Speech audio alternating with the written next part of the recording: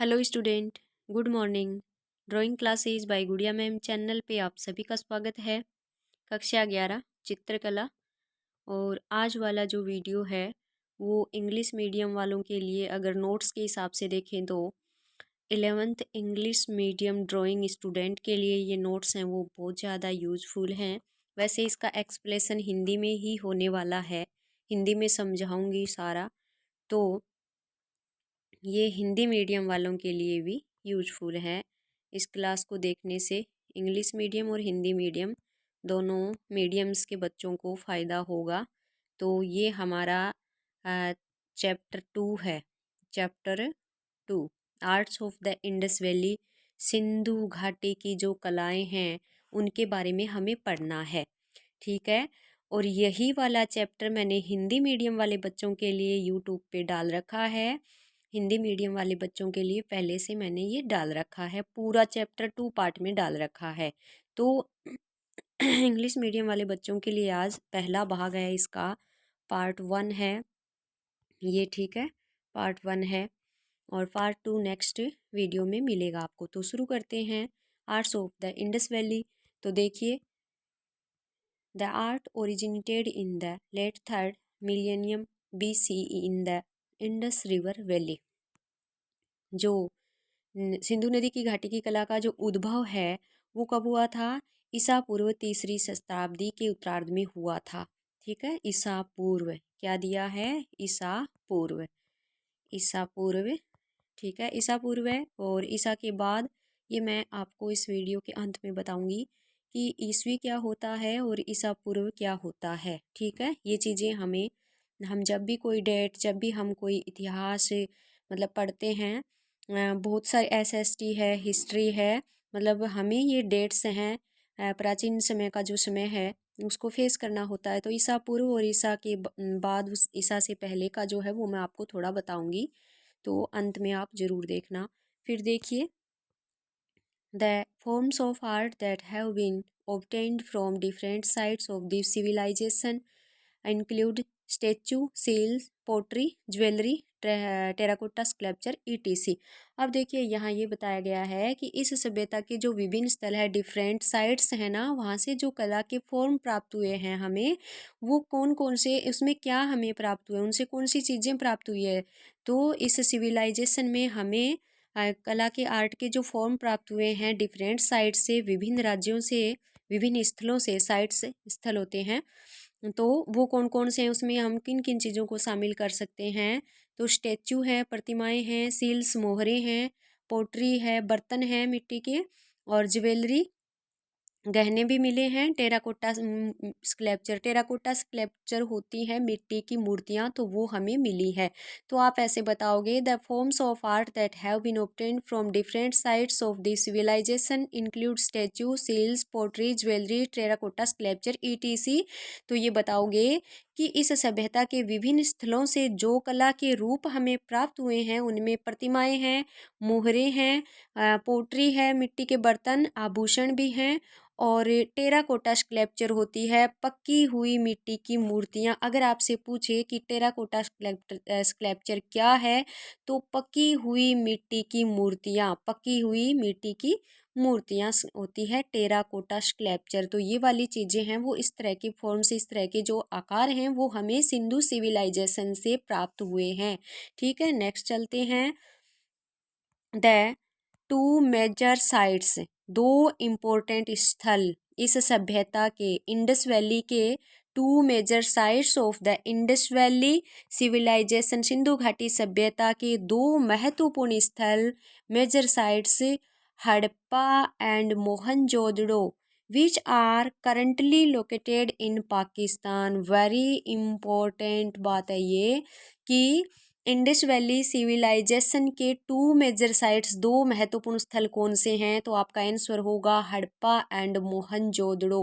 Harappa and Mohenjodaro which are currently located, अगर वर्तमान में अभी फिलहाल ये कहाँ लोकेटेड है, कहाँ स्थित है, इनकी सिचुएशन अगर पूछे तो ये पाकिस्तान में है। तो यहाँ पर दो बातें, इंपॉर्टेंट बातें हैं वो क्लियर हो रही है हमारी कि टू द, देखिए फिर से देखिए, two the major sites of the Indus valley civilisation are Harappa and Mohenjodaro which are currently located in Pakistan. तो सिंधु सभ्यता घाटी के दो महत्वपूर्ण स्थल, सिंधु सभ्यता घाटी के दो महत्वपूर्ण स्थल हड़प्पा और मोहनजोदड़ो जो कि वर्तमान में पाकिस्तान में स्थित है। हो गया क्लियर। नेक्स्ट देखते हैं। We have also found samples of art object from some others important sites many Lothal and Dholavira Gujarat, Rakhigarhi Haryana, Ropar Punjab and Kalibangan Rajasthan. Important बात है, ध्यान में रखने वाली बात है, हमेशा के लिए जनरल नॉलेज की बातें हैं इसमें। We have also found samples we are objects from some others other important sites. हमें जो कुछ अन्य महत्वपूर्ण स्थलों से भी हमें कला के जो नमूने प्राप्त हुए हैं, जो सैंपल्स हमें प्राप्त हुए हैं, वो कहाँ से, अदर साइट्स कौन कौन सी हुए हैं यहाँ पे, अदर साइट्स से जहाँ से हमें कला के जो सैंपल्स हैं, आर्ट सैंपल्स हैं, वो हमें प्राप्त हुए हैं। तो वो है एक तो लोथल एंड धोलावीरा। लोथल एंड धोलावीरा कहाँ है? गुजरात में है। राखी गड्डी, राखी गड्डी कहाँ है? हरियाणा में है। रोपड़, ये क्या है? रोपड़, रोपड़ जगह स्थान का नाम है, एक साइट है, और ये पंजाब में है। एंड कालीबंगा कहाँ है? राजस्थान, हनुमानगढ़ में है। तो ये इंपॉर्टेंट चीज़ें यहाँ आपको इस लेसन के हिसाब से ऐसे पूछ लेंगे कि हड़प्पा एंड मोहनजोदड़ो जो इम्पोर्टेंट साइट्स हैं इंडस वैली सिविलाइजेशन की, इसके अलावा अपार्ट पूछ लिया जाए कौन सी हैं, तो वो कौन से साइट्स हैं जहाँ से कला के सैंपल, आर्ट सैंपल है वो हमें मिले हैं। Found samples of arts objects, तो लोथल एंड धोलावीरा है, राखीगढ़ी है, और रोपड़ है, और कालीबंगा है। फिर अगर इसमें अगर पूछे तो ये पूछ लिया जाए कि लोथल एंड धोलावीरा कहाँ है, लोथल एंड धोलावीरा कहाँ है, तो लोथल एंड धोलावीरा कहाँ है? गुजरात में है। ठीक है। राखीगढ़ी पूछ ले कहाँ है, तो ये हरियाणा में है। रोपड़ पूछ ले कहाँ है, तो ये पंजाब में है। और कालीबंगा पूछ ले कहाँ है, तो ये राजस्थान में है। तो इस तरह से इम्पोर्टेंट क्वेश्चन है वो भी यहाँ पे आप अटेम्प्ट कर सकते हो इसमें से। तो ये कंसेप्ट हमारा हुआ क्लियर। फिर नेक्स्ट देखिए, हमें ये देखना है कि यहाँ पर जो स्कल्पचर्स हैं वो मिली हैं, तो वो किस किस माध्यम की बनी है, मीडियम क्या है। जैसे स्टोन स्कल्पचर पढ़ेंगे तो पत्थर की मूर्तियाँ, फिर यहाँ पर कांसे की भी बनी थी वो भी आगे देखेंगे। मरीन मूर्तियाँ यानी टेराकोटा मिट्टी की मूर्तियाँ बनी थी वो भी हम आगे देखेंगे। इस प्रकार की सिंधु जो इंडस वैली है, इंडस वैली सिविलाइजेशन है, यहाँ से किस तरह प्रकार की सील्स, मोहरें वो मिली थी वो देखेंगे।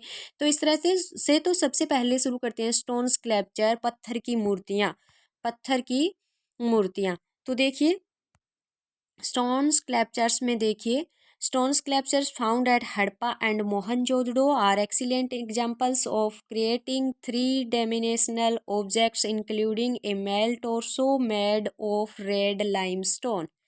ये देखिए कि स्टोन जो स्कल्पचर हैं वो मोहनजोदड़ो और हड़प्पा में पाई गई पत्थर की मूर्तियां हैं ना, वो त्रिआयामी वस्तुएं, थ्री डायमेंशनल होता है, त्रिआयामी मूर्तियां बनाने का एक्सीलेंट एग्जाम्पल है वो हड़प्पा और मोहनजोदड़ो में दिखाई देता है। ठीक है।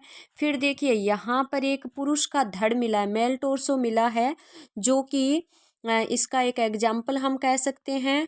और वो किससे बना है? रेड लाइमस्टोन से बना है, लाल चूना पत्थर, लाल चूना पत्थर से पुरुष धड़ जो मिला है हड़प्पा मोहनजोदड़ो से, वो कौन से पत्थर से बना है? नॉर्मल सी बात अगर आपसे पूछ ले तो बताओगे रेड लाइमस्टोन यानी लाल चूना पत्थर से बना है मेल टोर्सो।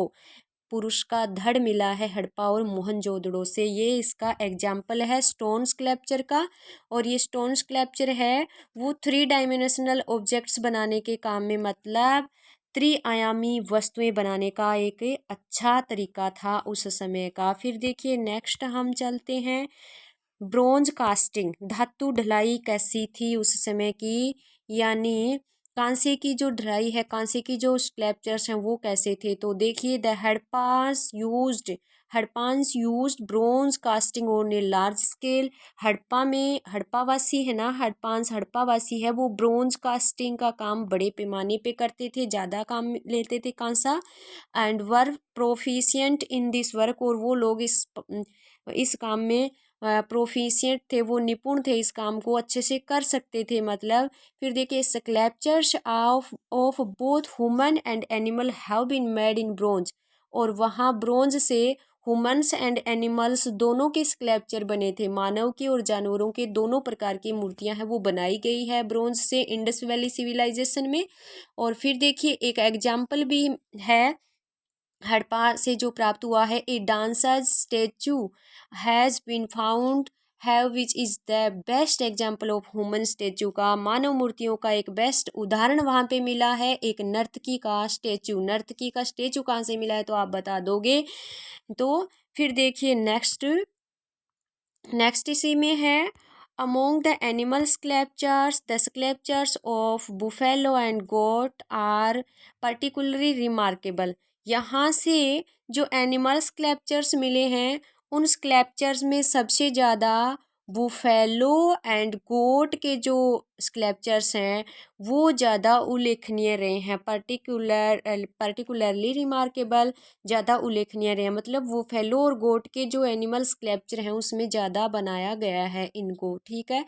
फिर देखिए द ब्रोंज एक एग्जाम्पल है, एक दो एग्जाम्पल जो जहाँ से यहाँ पर important question, the bronze dog and bird found at Lothal, very important question बच्चों यहाँ पे, the bronze dog and bird found at Lothal. Lothal मैंने आपको बताया था ना कहाँ है, गुजरात में है, तो लोथल से क्या मिला है, ब्रोंज डॉग कांसे का एक कुत्ता एंड एक बर्ड एक पक्षी का स्कल्पचर मिला है, वो कहाँ से मिला है, लोथल से। तो आपसे ये पूछ लेंगे कि इंडस वैली में वह कौन सी साइट है जहाँ से ब्रोंज डॉग एंड बर्ड मिले हैं, तो वो साइट आपकी लोथल हो जाएगी।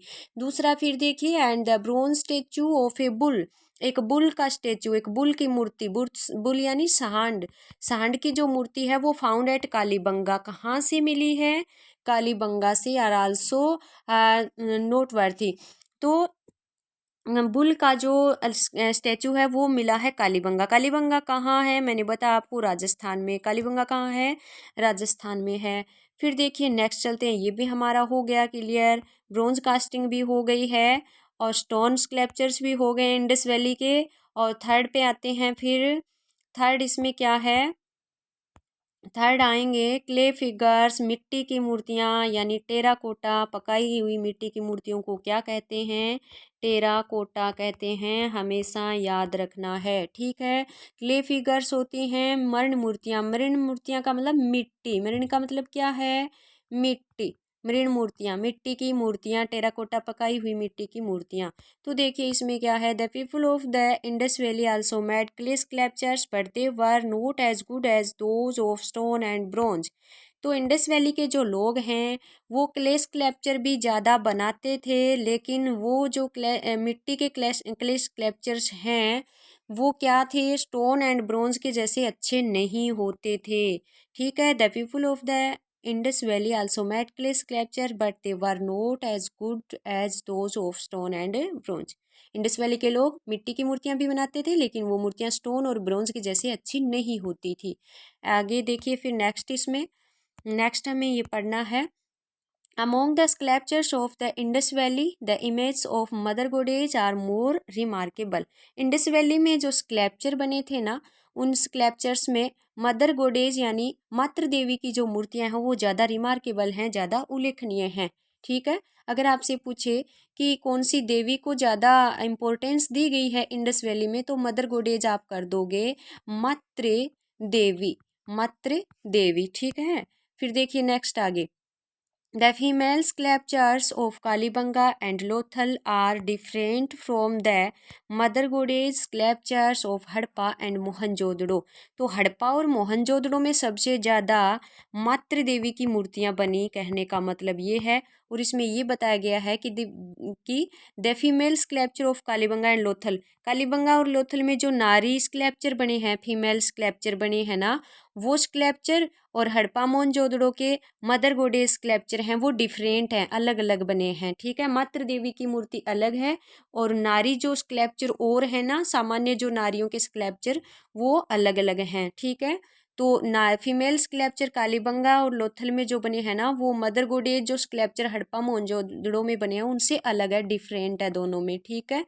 फिर देखिए नेक्स्ट इसी में चलते हैं, और नेक्स्ट हमें देखना है small figures of some bearded man have been found in clay figures. या मिट्टी के जो फिगर्स हैं उनमें छोटी छोटी मूर्तियां मिली हैं, स्मॉल फिगर्स मिले हैं, जिनमें से एक बियर्डेड मैन का मिला है, दाढ़ी वाले मूंछों वाला व्यक्ति। बियर्डेड मैन होता है दाढ़ी मूंछों वाले व्यक्ति का एक स्कल्पचर है, वो भी यहाँ से मिला है। तो आप ऐसे बता दोगे। A clay mask of a horned deity has also been found here. यहाँ से एक क्या मिला है, यहाँ से एक मिट्टी का मास्क मिला है, मुखौटा मिला है। ए हॉर्नेट डिएटी है एक सींग वाला देवता जिसको बोल सकते हैं। ए हॉर्नेट डिएटी एक सींग वाला देवता, एक मिट्टी का मुखौटा मिला है यहाँ से। ठीक है, फिर देखिए apart from this air then vehicle less cards, vehicles, playing dice, ballast etc have also been found. यहाँ से क्या मिले हैं, यहाँ से और क्या क्या चीज़ें मिली है अपार्ट फ्रॉम, इन सब के अलावा यहाँ से व्हीकललेस कार्स, बिना पहियों की गाड़ियाँ मिली है, और व्हीकल्स मिले हैं, छकड़े जिसको गाड़ी जिसको बोलते हैं, छकड़े भी मिले हैं यहाँ से। प्लेइंग डाइस मिले हैं, खेलने के पासे भी मिले यहाँ से। बालाश माने मतलब गिट्स, जो गीटियाँ होती हैं खेलने की, जो गोटियाँ, वो भी यहाँ से मिली हैं। और आदि ये चीज़ें यहाँ से भी प्राप्त, ये चीज़ें भी यहाँ से प्राप्त हुई है। तो इंडस वैली से जो प्राचीन साक्ष्य हैं वो इस तरह के हमें प्राप्त होते हैं। ठीक है, इनमें जो चीज़ें पूछी है ना, जो स्कल्पचर्स हैं, क्ले स्कल्पचर्स, उनसे अलावा कौन कौन सी चीज़ें यहाँ से मिली हैं, तो उसमें आ जाएंगे vehicle less cards, vehicles, playing dice, ballast, ये मिले हैं कि बिना पहिए की गाड़ी, छकड़े, और प्लेइंग डाइस और बलास्ट गीटियाँ ये मिले हैं। तो ये क्ले जो मिट्टी की मूर्तियाँ थी वो भी हमारी हो गई हैं। और आगे हमें पढ़ना है करेंसी, करेंसीज या सील्स, मुद्राएं या मोहरें किस प्रकार की। मुद्राएं और मोहरें पढ़ने के बाद पढ़ेंगे मृद भांड, पढ़ेंगे हम पोट्री, पढ़ेंगे मिट्टी के बर्तन, पढ़ेंगे फिर हम पढ़ेंगे आभूषण पढ़ेंगे। ठीक है, फिर क्या पढ़ेंगे, ज्वेलरी पढ़ेंगे, और फिर मणके पढ़ेंगे, और फिर क्लोथ्स कैसे मिल होते थे, कपड़े कैसे होते थे उस समय के, और फिर साज श्रृंगार फैशन का सामान भी यहाँ से मिला है, वो कैसे होते थे, किस तरह का फैशन करते थे। इस तरह से इंडस वैली जो सिविलाइजेशन है, इसमें जो चीज़ें हमें मिली है, वो चीज़ों के बारे में इस लेसन में बताया गया है। तो अभी हम बात करेंगे, मैंने आपको बताया था कि एक तो ईसा पूर्व होता है, ठीक है, ईसा पूर्व, और एक होता है ईसा के बाद, ईसा के बाद या ईस्वी लिखा होता है, या ईस्वी। ठीक है, तो ईसा के पूर्व का मतलब है before, before Christ, Christ CHRIST, Christ यानी ईसा, ईसा के जन्म से पहले। तो ईसा पूर्व को क्या लिखते हैं, ईसा पूर्व को लिखते हैं BC, क्या लिखते हैं, BC लिखते हैं। ये ईसा पूर्व है, सॉरी पूर्व है यहाँ पे, इसको लिखेंगे BC। ठीक है, बिफोर क्राइस्ट, ईसा के जन्म से पहले का जो समय है उसको BC में काउंट करते हैं, और ईसा के बाद का जो ईस्वी है उसको क्या करते हैं, AD में काउंट करते हैं। एनो डोमिनाई ऐसे करके होता है ये, AD, ईसा के जन्म के बाद का जो समय है उसको क्या करते हैं, AD में काउंट करते हैं। जैसे आपको लिखा मिले कि 500 ईसा पूर्व, जैसे लिखा 500 ईसा पूर्व, तो इसको आप लिख दोगे 500 BC। ठीक है, ईसा पूर्व को ऐसे लिखोगे आप। अगर आपको जैसे मिले 1857 ईस्वी, ठीक है ना, तो इसको आप लिख दोगे 1857 AD लिख दोगे इसको, ये आपका हो जाएगा एनो डोमिनाई, हो जाएगा ईसा के जन्म के बाद का समय। तो इस तरह से ये जो डेट है हमें बार बार फेस करनी पड़ती है, ईसा पूर्व, ईस्वी, ये चीज़ें हैं ना। तो ईसा पूर्व का मतलब BC है, बिफोर क्राइस्ट है, मतलब ईसा मसीह के जन्म के पहले का जो समय है वो है। ठीक है ना, एनो डोमिनाई बाद का हो जाएगा। तो BC और AD ऐसे आपको क्लियर करना है। ठीक है, ईसा पूर्व। तो इस तरह से ये हमारा जो चैप्टर है आज वाला, ये हो गया, आधा कंप्लीट हो गया है। इसका नेक्स्ट पार्ट है वो आपको नेक्स्ट वीडियो में मिल जाएगा। ठीक है, आप इसको ज़रूर देखेंगे, नोट्स बनाएंगे। इंग्लिश मीडियम वाले बच्चे ज़रूर नोट्स बना लें, उनके लिए वेरी इंपॉर्टेंट है। मैंने एक्सप्लेसन भी ऐसा किया है, लाइन टू लाइन अर्थ समझाया है, हर एक चीज़ का अर्थ समझाया। आप ध्यान से सुनोगे तो आपके एकदम से क्लियर हो जाएगा। नोट्स बना लेना। लाइक सब्सक्राइब कमेंट्स कर देना। अगर आपको समझ में आ रहे हैं बच्चों तो आप कमेंट्स ज़रूर करें ताकि मैं आगे आपके लिए मेहनत करूं। नेक्स्ट पार्ट है वो इससे भी बेस्ट आपको प्रस्तुत करूं आपके सामने। और छोटे क्वेश्चन हैं वो भी मैं इसके आपके लिए अलग से कर दूंगी। हिंदी मीडियम वाले बच्चों के लिए डाले हैं तो आपके लिए भी मैं इस लेसन के छोटे इंपॉर्टेंट क्वेश्चन है, फिल ब्लैंक, जो भी ऑब्जेक्टिव टाइप आते हैं वो सब आपके मैं ब्लूप्रिंट के हिसाब से बना के एक मॉडल पेपर है वो डाल दूंगी। तो कमेंट करके ज़रूर बताएं कि आपको समझ में आया, अच्छा लगा। तो मैं आपके लिए फिर से तैयार हूँ मेहनत करने के लिए। धन्यवाद।